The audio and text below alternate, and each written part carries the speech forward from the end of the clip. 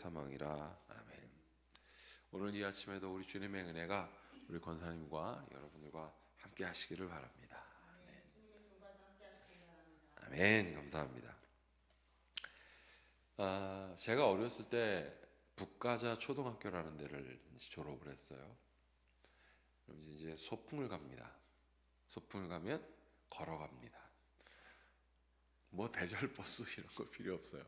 근데 그 북가자 초등학교 뒤에 수색 뒷산이라는 데가 있었는데 그땐 지금 수색이 아니죠. 뭐 나무들도 있었고 막 그랬습니다.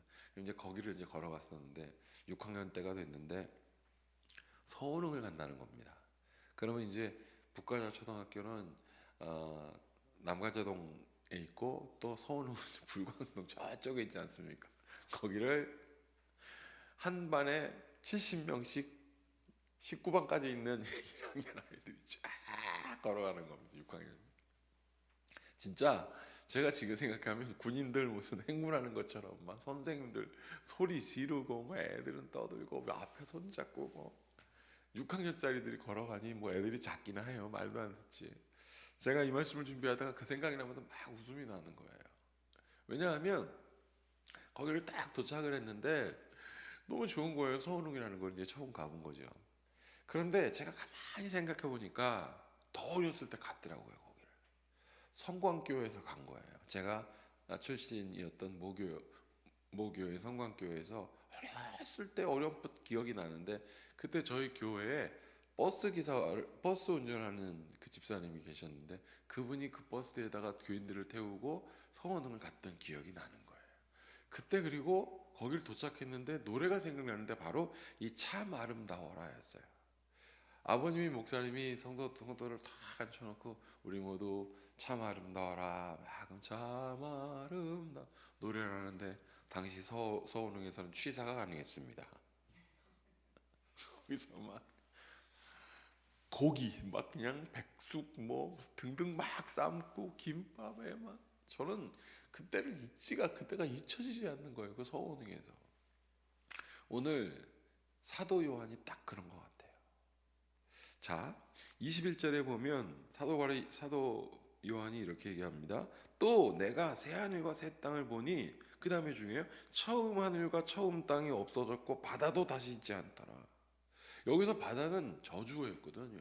그것도 다시 있지 않더라. 오늘 하늘을 딱 봤더니 뭐라고 되어 있습니까? 2절에 또 내가 보매 거룩한 성 새 예루살렘이 하나님께로부터 하늘에서 내려오니 그 준비한 것이 신부가 남편을 위하여 단장한 것 같더라.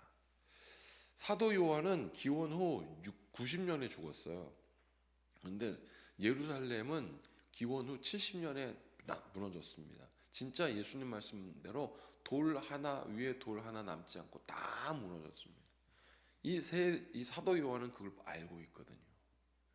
그러니 예루살렘 성과 예루살렘 성전이 어떻게 뻑상 무너졌는지 다 아는데 하나님께서 여기 뭐라고 되어 있습니까? 하나님께서 새 예루살렘을 쫙 이렇게 제가 이걸 상상하니까 상상만 했는데도 그 모습이 어떨까? 하나님이 쫙 내려주시고 세례 요한은 하나님 본 거 아니겠습니까? 세례 요한이 아니라 사도 요한은 막 내가 마음이 감격한데 그 모습이 이 사람이 최고의 표현을 해놨습니다. 신부가 남편을 위하여 단장한 것 같이 됐더라. 신부가 남편을 위하여 단장한 것 같더라. 여성들 화장할 때 제가 가만히 보니까 어떤 분은 거의 가면 수준인 것 같아요. 근데 입술을 바른 것과 안 바른 거의 차이가 확 입술을 바르면 생기가 나고 안 바르면 창백해지는 듯한 느낌이 나더라고요. 아무리 하얗게 해도.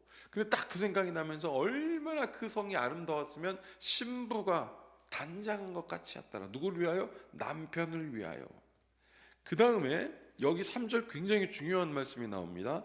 다 같이 읽어보겠습니다. 내가 들으니 보좌에서 큰 음성이 나서 이르되 보라 하나님의 장막이 사람들과 함께 있음에. 자, 사람들과 함께 있음에 그랬거든요. 이 사도 요한의 소원이 있었습니다. 왜냐하면 기원 후 AD 70년 전에 자기가 사랑했던 친구들 다 죽었거든요. 이 사람의 소원은 하나님 나 좀 빨리 데려가 주세요. 제가 12월 25일 날 밤에 보니까 KBS에서 바울로부터라는 프로그램을 하더라고요. 야, 그걸 보니까 그때의 모습과 그때의 바울이 얼마나 힘들었던가. 바울이 그때 이렇게 얘기를 합니다. 나는 매일 힘들다. 그러니까 내가 매일 죽노라를 알 것 같아요. 가는 데마다 이 사람은 정말 힘들었더라고요. 유대인들이 이 터키까지 꽉 다 흩어져 있었는데 거기에 가서 예수님 전하니까 저 미친놈 아니냐고 돌로 던져 죽을 뻔하고, 또 다시 또 그리스로 갔습니다. 그리스를 갔더니 거기엔 또 우상이 창고라고. 근데 거기서 복음을 전달하니 힘들고 다시 2차 여행을 가려고 했더니 마가가 안 따라간다고 하고 베드로하고 대판 싸우고 얼마나 힘들었는데 마지막에 이 사람이 죽는 장면이 나오는데 이렇게 길게 생긴 돌 위에 머리를 이렇게 갖다 놓더라고요. 그리고 그 머리를 탁 쳐서 죽이는데, 물론 머리를 자르는 장면은 안 나오는데 그 사람 얼굴이 이런 거였습니다. 아, 이제 끝났다. 그런 표정이더라고요. 여러분, 그런데 그 사람이 하나님의 성이 쫙 내려오는데 여기 뭐가 돼 있습니까? 하나님의 장막이 사람들과 함께 있음에. 하나님의 장막이 뭡니까? 하나님의 집이죠. 하나님의 집에 딱 갔더니 내가 아는 사람들 거기에 다 있는 거예요. 우리는 천국에 가면 모르는 게 아니라 아는 모든 사람들을 만납니다. 그 만남이 우리 권사님과 저와 우리 성도들에게 있기를 바랍니다. 하면 아는 사람이 있는 거예요. 아는 사람. 여기 보니까 사람들이 있다. 자, 그러면서 계속 있죠. 하나님이 그들과 함께 계시니 그들은 하나님의 백성이 되고 하나님은 친히 그들과 함께 계셔서, 4절도 같이 읽어보겠습니다. 모든 눈물을 그 눈에서 닦아주시니 다시는 사망이 없고 애통하는 것이나 곡하는 것이나 아픈 것이 다시 있지 아니하리니 처음 것들이 다 지나갔음이로라. 사도 요한이 딱 보니까 뭐라고 되어 있습니까? 모든 눈물을 그 눈에서 닦아주시니 다시는 사망이 없고 애통하는 것이나 곡하는 것이나 없다. 그러니까 이 사람들의 슬픔은 뭐냐면 죽음이었던 거예요. 죽음. 그때 이 초대교회 교인들이 얼마나 이 박해가 두려웠을까. 생명을 걸고 이 박해에 대하여 싸워왔구나라는 생각을 하니 이 사람 마음 가운데 이것이 얼마나 애통이고 곡하는 것이었을까. 여러분, 그 다음에 또 중요한 얘기가 나옵니다. 아픈 것이 다시 있지 아니하리니 처음 것들이 다 지나갔습니다. 이제 육신도 아프지 않대요. 거기 보는 사람들이 분명히 우리 부모님들 분명히 내가 아는 사람 아파서 돌아가셨거든요. 제가 이 말씀 읽다가 막 저희 장모님 생각나고 제가 아는 분들 생각나고 권혁명 집사님 생각나고. 아픈 모습이 아니래요. 누군가가 천국에 가면 다 못 알아본다고 그랬는데 우리 여기 뭐라고 돼 있습니까? 알아본다지 않아요. 아픈 것이다. 그 모습 그대로 가장 아름다운 모습으로 우리가 천국에서 다시 다 만날 겁니다. 자, 그러면서 보세요. 보좌에 앉으신 이가 말합니다. 보라, 야 요한아, 봐라, 내가 만물을 새롭게 하노라 하시고 또 이르시되 이 말은 신실하고 참되니 기록하라. 이 말은 신실하고가 뭡니까? 믿음 있는 열매란 뜻이네. 신실, 믿음 신에다 열매신. 믿음 있는 열매다. 이 믿음이 있는 사람들은 이 열매를 맺느니 이 천국에 거할 것이니 기록해라. 이 사도 요한은 이 밤모섬에서 유배로 끌려갔지만 이 사람은 기록하는 기분 좋게 기록했어요. 전승에 의하면 이 사도 요한이 이 밤모섬에서 채굴 작업하는 작업반장이었다고 하더라고요. 왜냐하면 나이가 많으니까 그 사람이 지도자니까 사람들 말 잘 듣지 않겠습니까? 근데 그 사람이 이걸 보니 얼마나 감격스러우니 이제 그 어려운 노예 활동도 어렵지 않은 거예요.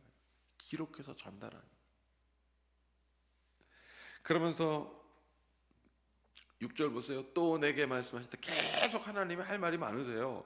또 내게 말씀하시되 이루었도다. 나는 알파와 오메가요 처음과 마지막이라. 내가 생명수 샘물을 목마른 자들에게 값없이 주리니. 7절 같이 읽어볼까요?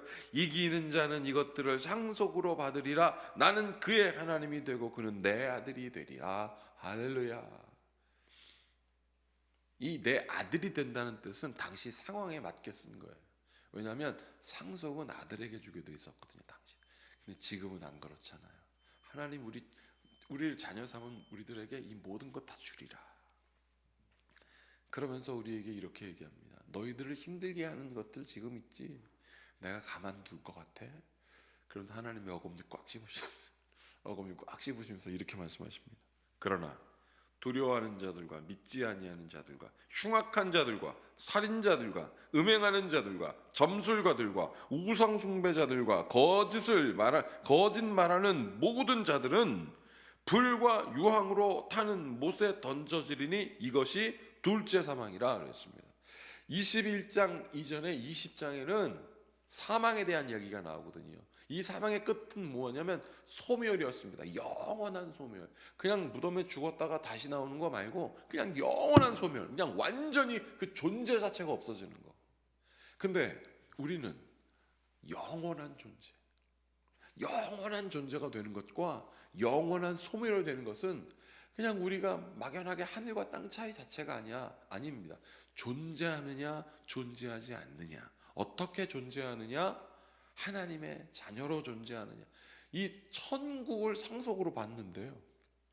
그러니 이게 얼마나 이 사도 요한에게는 감격스러웠겠습니까? 그 나이에 자기는 분명 다 봤는데 고통스럽게 죽어가는 것들, 예루살렘 성이 멸망되고 다 파괴되는 것들, 그것들 때문에 왔던 모든 사람들이 채울 당하며 채찍질 맞고 죽어가는 모든 것을 봤는데 그 밤모섬에서 완전히 역설적인 하나님의 은혜를 본 것입니다. 우리는 천국을 믿습니다. 왜냐하면 오늘 여기 뭐라고 그랬으면 나는 신실하니 네가 본 것을 기록하라 하였습니다. 다 만날 겁니다. 어떻게 해요? 건강한 상태로 만날 겁니다. 가장 쌩쌩한 모습을 하나님께서 보여주신다고 했습니다. 어떻게 해요? 신랑을 기다리는 신부처럼. 이것은 무엇입니까? 다 준비하고. 그러면 신랑은 준비 안 할까요? 준비 엄청 합니다. 자기 아내를 맞이하여 그 감격으로 준비하는 그 신랑 되신 예수님께서 우리를 기다리십니다. 그리고 하나님께서 직접 주시잖아요. 다시 한번 2절 읽겠습니다. 2절입니다. 또 내가 보매 거룩한 성 예루살렘이 하나님께로부터 하늘에서 내려오니 그 준비한 것이 신부가 남편을 위하여 단장한 것 같더라. 하나님께서 다 준비하십니다. 그것이 바로 오늘 설교 제목 새 하늘과 새 땅입니다. 제가 처음 설교 시작할 때 말씀드렸던 장면으로 가겠습니다. 그 어렸을 때 기억이 나는 거예요. 참 아름다워. 그 찬양을 부르는데 그 소원이 너무 아름답더라고요. 그때의 이 숲속의 냄새, 그때 맛있는 음식을 했던 것들, 어른들의 기뻐하는 소리를 아이들이 제잘거린 것들이 생각나더라고요. 이 말씀 준비하는데. 그러면서 그때 불렀던 찬양이 참 아름다워라. 그 천국이 새하늘과 새 땅이 바로 권사님과 저와 여러분들의 것입니다. 같이 기도하겠습니다. 참으로 고맙고 감사하신 주님, 참 아름다워라. 주님의 세계는 저 솔로몬의 옷보다 더 귀하다 말씀하셨습니다. 사람이 만들 수 없으니까요. 솔로몬이 만들어봐야 소용이 없으니까요.